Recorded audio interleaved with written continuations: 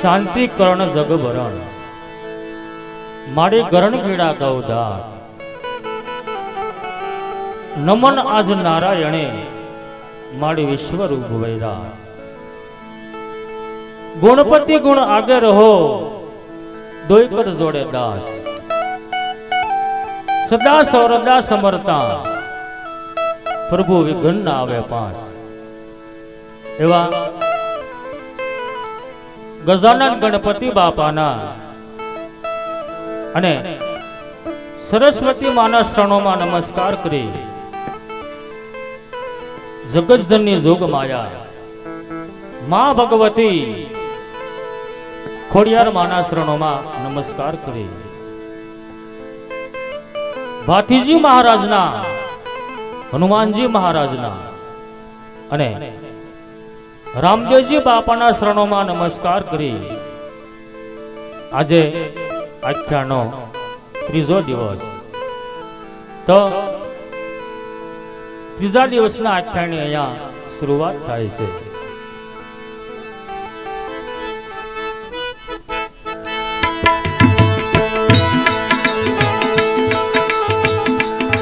આમ ધીરે ધીરે સમય વીતવા લાગ્યો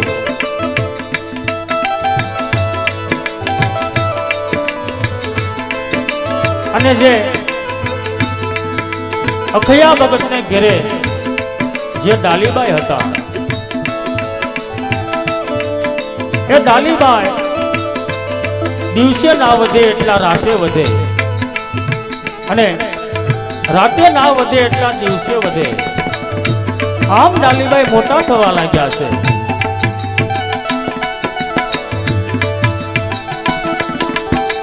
અને ડાલીબાઈ દરરોજ જે રણુજાની ગૌશાળા હતી એ ગૌશાળામાં જે રામીતી અને માનીતી ગાય હતી એ ગાય માતાને દરરોજ ડાલીબાઈ ચાંદલો કરવા જતા.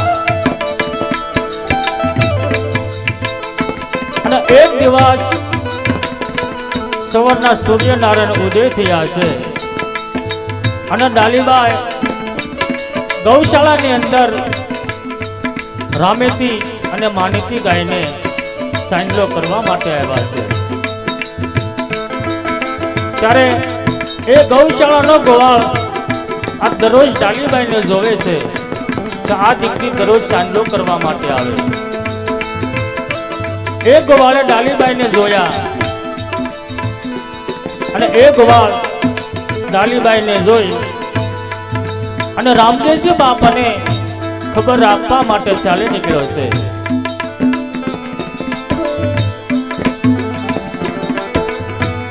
અને રામદેવજી બાપા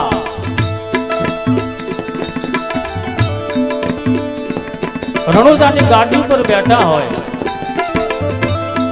અને એ ગોવાળ રામદેવજી બાપાને ખબર આપવા માટે રાજમાં આવ્યો છે.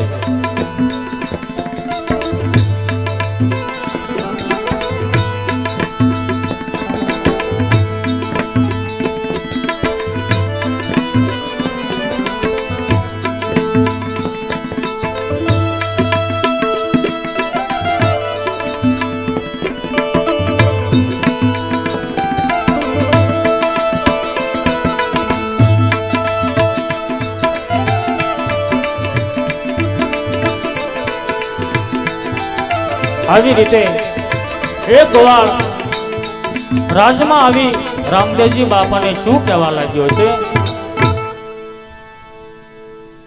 અરે હા પ્રભુ, આપણા ગૌશાળાની અંદર એક દીકરી છે જે દરરોજ ગાય માતાને સાંડલો કરવા આવે છે અને એ દીકરી આજ પણ એ ગાય માતાને સાંડલો કરવા આવી છે પ્રભુ.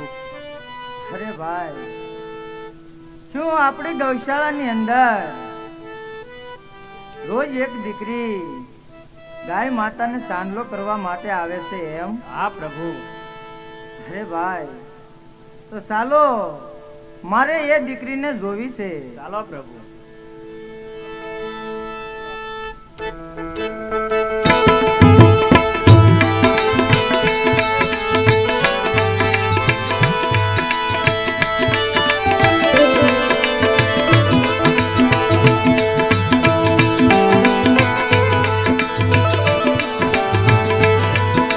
આવી રીતે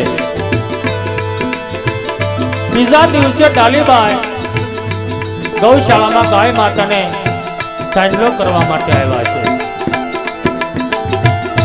અને રાજમાંથી રામદેવજી બાપા અને ગોવાળ ગૌશાળામાં આવે અને ડાલીબાઈને ચાંદલો કરતા જોઈ અને એ ગોવાળ રામદેવજી બાપાને આ શું કહેવા લાગ્યો છે?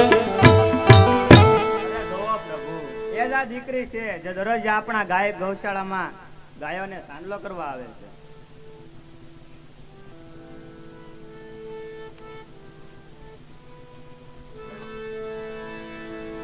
અરે બેન,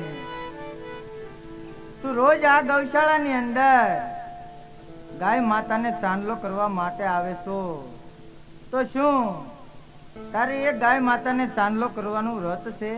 અરે નાના વીરા, મારે એવું કઈ ગાય માતાને સાંદલો કરવાનું વ્રત નથી. પણ જો હું ગાય માતાને જ્યારે જ્યારે સાંદલો કરવા આવું છું ત્યારે મને તમારા દર્શન કરવાનો લાભ મળે છે. એ કારણથી હું ગાય માતાને સાંદલો કરવા આવું છું. અરે હા બેન, તો તારા બાપુજીનું નામ શું છે? તારા માતાનું નામ શું છે? અને તારું નામ શું છે? જે મને જણાવ. વીરા,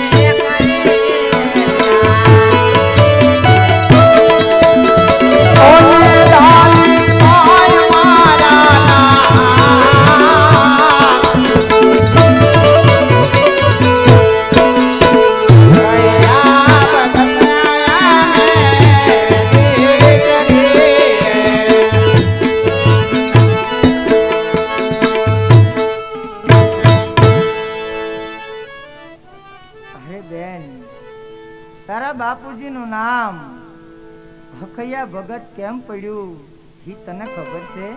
અરે નાના વીરા, મને એ તો કઈ જાણ નથી, પણ મારે ઘેર રામદેવજી બાપાનું સ્થાનક છે અને ત્યાં સ્થાપના કરી છે.